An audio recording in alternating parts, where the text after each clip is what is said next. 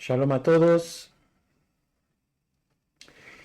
En el momento que se publique este vídeo, yo voy a estar internado en el hospital pasando un cateterismo.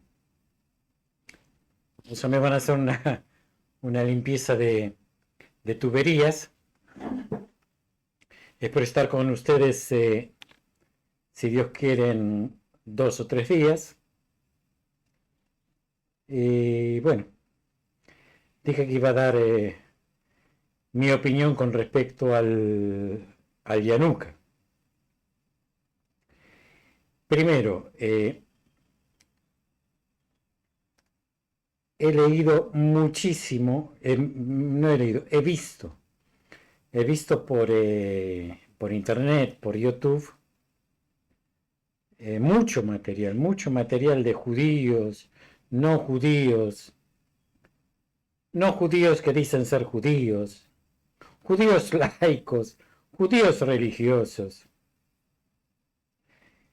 gente de no sé qué religiones son que no escuché nunca hablar.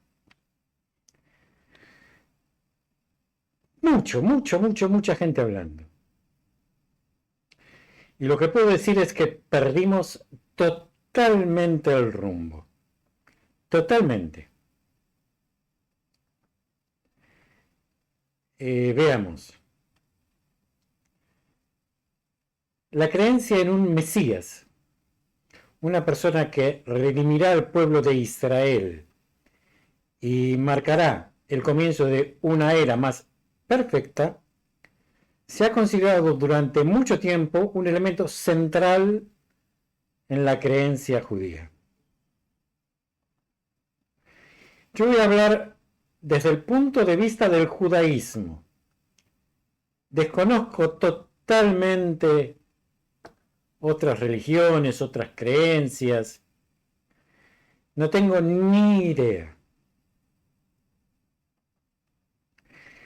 La creencia en un Mesías, una persona que redimirá al pueblo judío, reconstruirá el templo de Jerusalén, resucitará a los muertos y marcará el comienzo de una era de paz perfecta, ha sido evidente en el pensamiento de judío durante al menos 2000 años. Pero hay escasa referencia de tal persona en el Tanaj. Y veamos, aquí empieza el grave error. La palabra hebrea Mashiach, es decir, el Mesías, significa literalmente el ungido. El ungido es lo que muchas otras religiones hacen pasar como que forma parte un trío no sé, pero una idea totalmente, pero totalmente errónea de lo que para la religión judía es un ungido. Un ungido es o un rey o un cohen.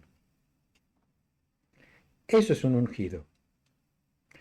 Y aparece varias veces, pero casi nunca en relación con un redentor que vendrá al final de los días.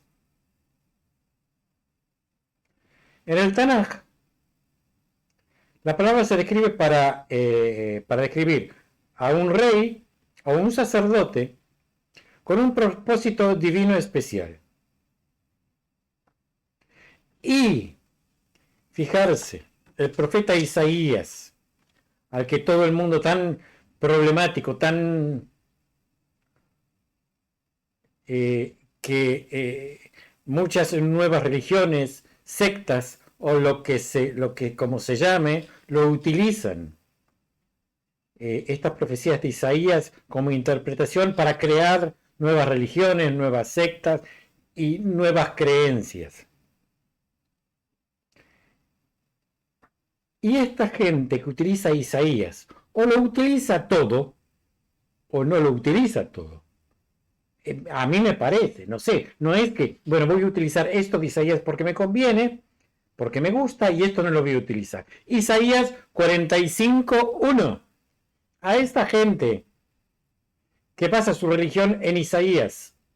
Isaías 45:1 se refiere al rey persa Ciro como el ungido de Dios, como el Mesías, porque hizo que permitiera que los israelitas regresaran de su exilio de Babilonia. O sea que cumplió con uno de los Tnaim, de los ¿cómo se dice Tnaim en castellano? De lo que tiene que cumplir el Mesías, o sea, el ungido, el próximo ungido, tendría que cumplir con varias cosas. Una de las cosas es traer a los judíos del exilio a Israel.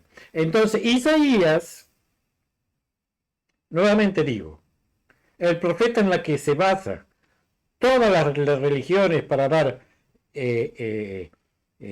para apoyar su fe, Isaías 45:1 lo describe a Ciro, el rey de Persia, como el ungido de Dios. De aquí en más, en vez de decir Mesías, voy a decir ungido, para que no se confundan, porque hay un cortocircuito en las cabezas y asocian la palabra Mesías con otras cosas. Varios de los últimos profetas hablan en detalle de una era futura marcada por la paz y la prosperidad. Muy especialmente, Isaías. Con esta famosa frase de que un día el lobo morará con el cordero. Pero ninguna se refiere a la persona específica que traerá esto como Mesías. No existe un nombre específico que hable de esta persona. Solo en el libro de Daniel 9:25 vemos un vínculo explícito entre la reconstrucción de Jerusalén y la llegada del Mesías, del ungido. Esto, en cambio, en el Talmud y en el Midrash, donde el Redentor es llamado ungido y descrito en múltiples formas. O sea, en eso que la mayoría de los que no son rabínicos se apoyan. El Talmud, ahí es donde realmente figura. A veces una figura militar, otra política.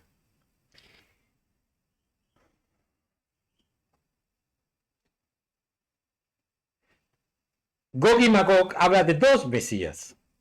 No uno, dos. Dos ungidos. Pero esto lo vamos a hablar en otro momento. Si es que sale el motivo para hablar de Gog y Magog. En otras partes habla de habilidades sobrenaturales, este ungido. Según una enseñanza talmúdica, Masejet Sanedrim 98a, el Mesías ya está en la tierra, vestido como un mendigo arruinado, sentado en las puertas de Roma, esperando el arrepentimiento de los judíos. Según otras fuentes, en toda era hay alguien que puede cumplir la función de ungido, pero no están dadas las condiciones para que sea ungido. Según varias fuentes, El ungido nacerá en Tisha B'Av, el día del ayuno que se conmemora por la destrucción de los dos templos. El Talmud registra una enseñanza en Sanedrim 97a, atribuida al rabino Zeira, donde dice que no es prudente tratar de calcular la hora y la llegada del ungido. Deriva esta práctica de esta enseñanza. Hay tres cosas que hace desviar la atención de una persona. Una es el ungido, la otra es un objeto perdido y otra cosa es un escorpión. Otra enseñanza talmúdica sugiere que aquellos que intentan calcular el tiempo de la llegada del Mesías serán malditos. Maimónides, el Rambam, luego respaldó este sentimiento diciendo que los detalles de la llegada del Mesías son desconocidos y que uno simplemente debe esperar y creer. Sin embargo, los rabinos del Talmud especulan bastante sobre el tema. Según una enseñanza, el mundo solo existirá durante 6000 años, que es la fuente de la noción de que el Mesías vendrá a más tardar en el año judío 6000.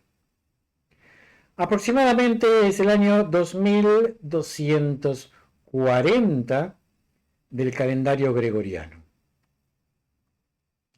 Los rabinos también tienen una serie de enseñanzas sobre las cualidades perturbadoras de la época anterior a la llegada del ungido,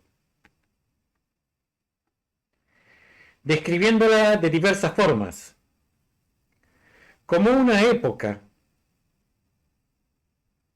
en la que disminuye el número de eruditos de la Torá. La herejía está muy extendida.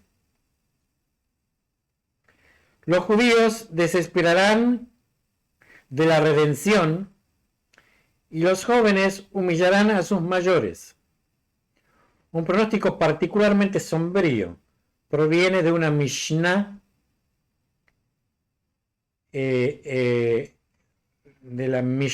de Sotá 9:15, que dice así: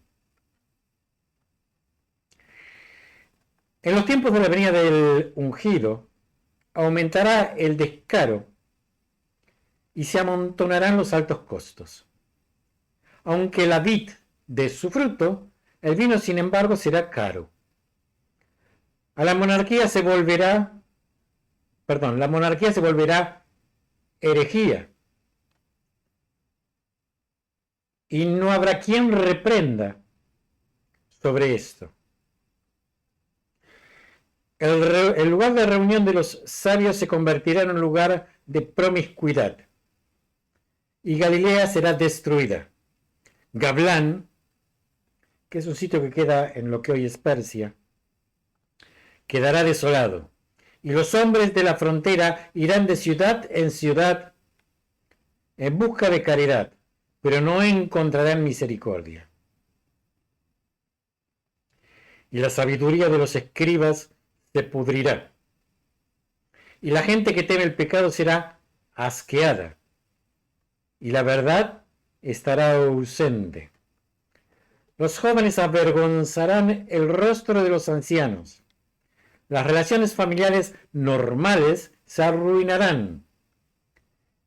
Un hijo deshonrará a su padre. Una hija se levantará contra su madre. Una nuera contra su suegra. Los enemigos del hombre serán los miembros de su casa.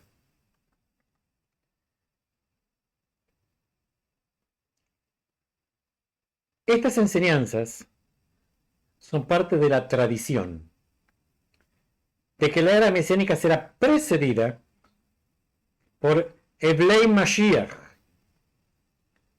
que significa literalmente los dolores de parto del Mesías, del ungido.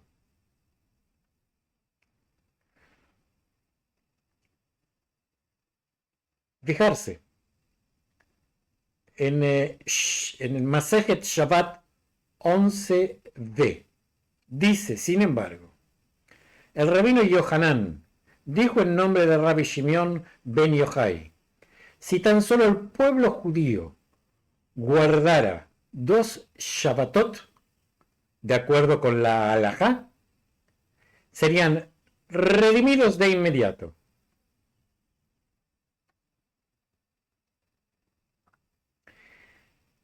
¿Qué sucederá durante la era mesiánica? La idea judía central sobre la era mesiánica se derivan de pasajes bíblicos, más explícitamente de los libros de los profetas, que luego van a ser elaborados en el Talmud. Vuelvo a repetir, esto es la religión judía. En el capítulo 11 de Isaías, nuevamente Isaías, el profeta dice que brotará un retoño del tronco de Isaí, el padre del rey David. Y una de las fuentes de la idea de que el Mesías será un descendiente del rey David, uno de los Mesías, uno de los ungidos. Pero no les voy a complicar la vida. La profecía continúa describiendo la reunión del pueblo judío de los 4 ángulos de la tierra y una visión de paz perfecta en la que coexisten el lobo y el cordero. En el periodo medieval, Maimónides, el Rambam, hizo de la creencia en un Mesías parte de la doctrina judía, incluyéndolo en el 12º de sus 13 principios de fe. Maimónides detalló su visión de la era mesiánica en el capítulo 11 y 12 de las leyes de reyes y guerras, en el Mishneh Torah. Allí Maimónides establece la descripción básica de la era mesiánica, como un tiempo en el que se restaurará el reinado de la dinastía davídica, de la dinastía del rey David. El pueblo judío se reunirá en la tierra de Israel, desde los confines de la tierra, el templo será reconstruido y restaurada la práctica del sacrificio de animales. Maimónides fue un racionalista. Tenía claro que el Mesías no realizaría ningún milagro, como revivir a los muertos. Según Maimónides, esto es una creencia de los tontos. Este punto de vista creó una controversia, lo que llevó a Maimónides a escribir un tratado completo sobre el tema, profesando la creencia en la doctrina de la resurrección. Como para cuadrar el círculo, Maimónides termina adoptando una visión novedosa sobre el asunto, sugiriendo lo siguiente: los muertos revividos durante la era mesiánica, durante la era del ungido, revividos por Dios, no por el Mesías, morirán una segunda vez, momentos en el cual ascenderán al mundo venidero el reino puramente espiritual en el que sus almas residirán por la eternidad. A Maimónides hay que entenderlo. Varias veces Maimónides escribe cosas que están totalmente en contra de lo que él mismo piensa. Tengo varios ejemplos de esto, pero no quiero alargar este post. Nachmanides, por el contrario, el cabalista catalán, que vivió aproximadamente un siglo después de Maimónides, no estuvo de acuerdo. Para Nachmanides, o sea, el Ramban, la era mesiánica y el mundo venidero era lo mismo. Después de la resurrección, los que antes estaban muertos vivirán para siempre en forma física.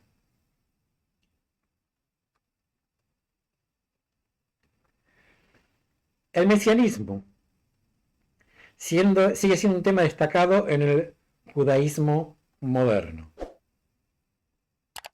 Aunque muchos judíos contemporáneos han rechazado la idea, la creencia de un Mesías individual. Se está hablando ahora de no de una persona, sino que de una era mundial, una situación mundial. Por ejemplo, el sionismo tiene mucho trasfondo mesiánico en su enfoque en la redención nacional.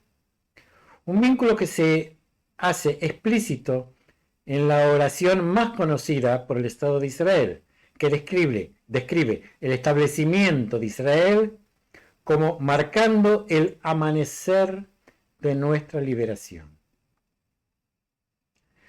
Entre algunos hasídicos, movimiento religioso hasídico, que tiene varios rebbe, el movimiento Chabad de Lubavitch, afirman que su difunto líder, el rabino Menachem Mendel Schneerson, era de hecho el ungido.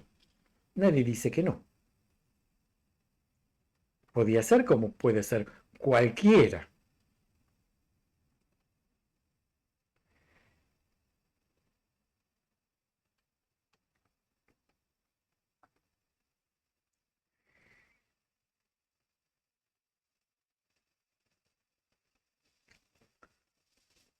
Yo me acerco mucho a la idea de Maimónides, que escribe: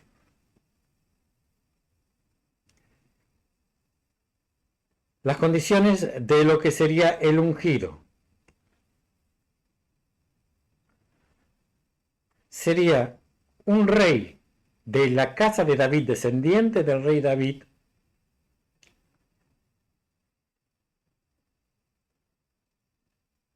que estudia Torah, se ocupa de los mandamientos como lo hizo el rey David, observa las leyes de la ley escrita y oral, convence a Israel a caminar por el camino de la Torah y el pueblo repara sus infracciones, combate las batallas de Dios.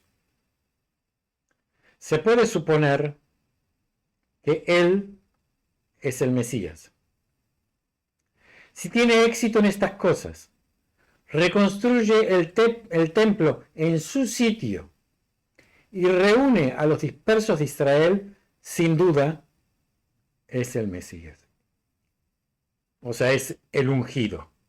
Pero si no tiene éxito completo o es asesinado, es obvio que no es el ungido prometido en la Torah. Maimónides, Leyes de Reyes 11, 3, 4, y esta es la versión sin censura de absolutamente nadie. Lo que acabo de decir. Con respecto al Yanuka, mi idea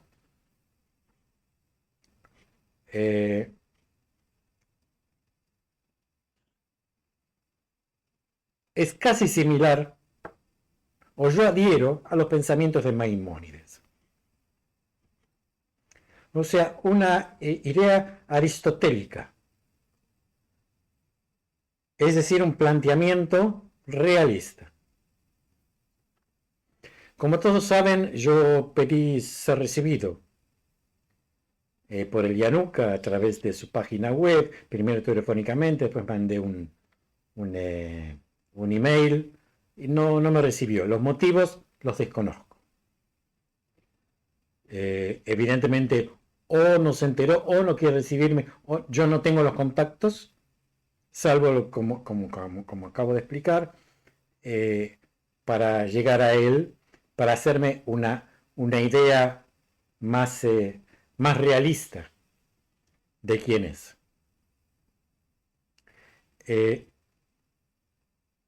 Así que me tengo que guiar por lo que está escrito en su página web. No sé si su descendencia paterna es de la casa del rey David. No lo sé.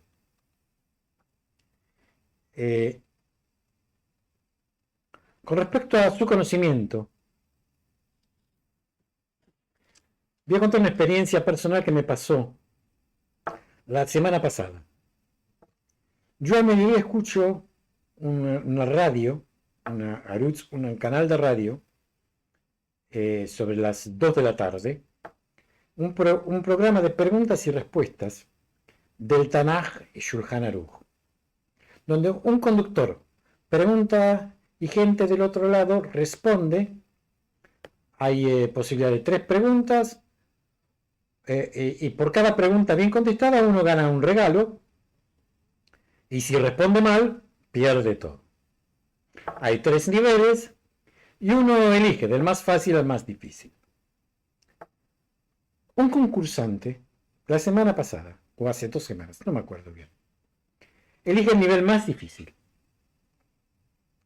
El conductor hace la primera pregunta, la responde inmediatamente, correcta, juntamente con el sitio exacto donde figura la respuesta, versículo y párrafo. El conductor del programa, que también es un estudioso, asombrado, yo también estaba asombrado, le hace la segunda pregunta, nivel más difícil, exactamente igual respuesta. O sea, respuesta exacta con el versículo y el sitio exacto, el párrafo que responde exactamente lo que está escrito. Entonces el conductor del programa le pregunta, ¿cómo es que sabe tanto? Y él dice, estudio en un kollel, que es una yeshiva, un sitio de estudio religioso para adultos, después que salgo del trabajo, así le dice. Y el conductor le dice, yo también estudio, pero no sé tanto. Tercera pregunta. Y el conductor dice, voy a hacer ahora la pregunta más difícil que tengo, con el mismo resultado, versículo y párrafo. Ahí el conductor dice, póngame música, a quien dirige la música, porque quiero hablar en privado con esta persona, porque yo quiero estudiar con él.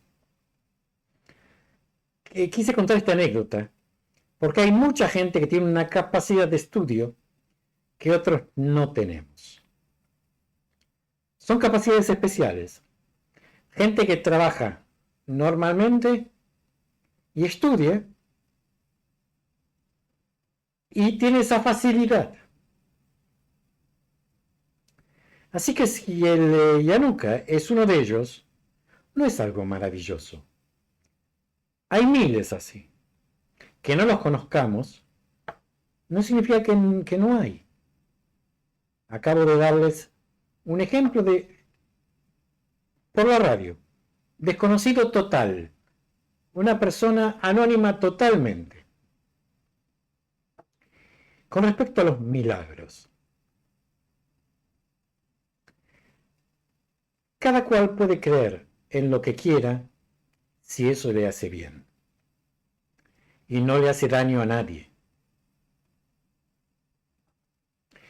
Yo particularmente creo que todo lo que lo rodea al Yanuka es populista, así como todo lo que rodea al hasidismo es populista. Eso atrae a mucha gente. No es mi postura.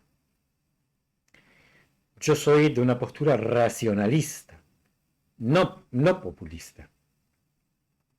Pero repito, si esto hace bien a la gente, bienvenido sea por ellos. No estoy en contra de los que creen y de los que les hace bien. Por otro lado, es evidente que prepara muy bien las clases que va a dar y que hay una gran puesta en escena con una inversión de dinero muy grande que yo no sé de dónde sale, ya que todo esto cuesta mucho dinero. En definitiva, también sus clases traen luz a mucha gente y esperanzas y amor, y esto es bueno, esto es bueno. Aprender y que alguien transmita bondad para todos los seres humanos es bueno. Por eso yo voy a seguir traduciendo todo lo que tenga que ver con el Yanuka, por más que yo no esté de acuerdo en su postura religiosa. Esta es mi posición y es lo que yo pienso con respecto al Yanuka.